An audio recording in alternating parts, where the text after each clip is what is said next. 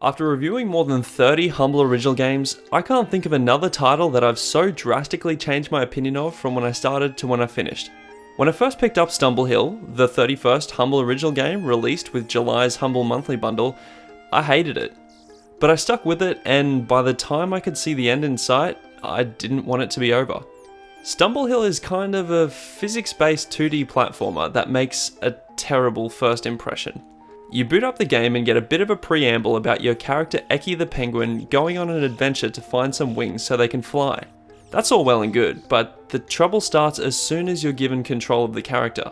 See, Eki is a bit clumsy and is prone to constantly falling over. At first it seems the adorable little flightless bird isn't capable of much apart from jumping and standing up when you tip over. It's adorable and hilarious the first time it happens, and then you encounter the platforming challenges, particularly these sand blocks that crumble as soon as you touch them.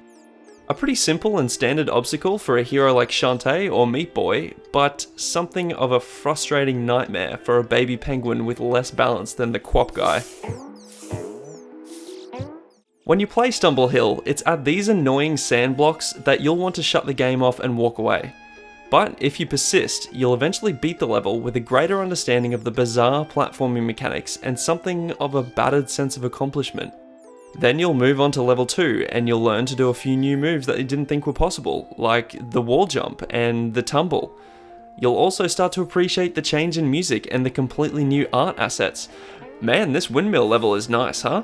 Oh cool, level 3, getting near the top of the mountain now. Then you'll find level 3 has even more new mechanics, and they're fun too. And on it goes until the game ends an hour later, and you're left with a great feeling of accomplishment with what you and Eki have achieved together. If you can't tell, I love Stumblehill. It's challenging, it's colourful, it's creative, it has a great variety to the gameplay, the music, and the hand-painted art design, and most of all, it's fun. I felt frustrated with the controls at the start of the game, and I think the challenge ramp is a little uneven in that sense, but I stuck with it and eventually learned to master the movement.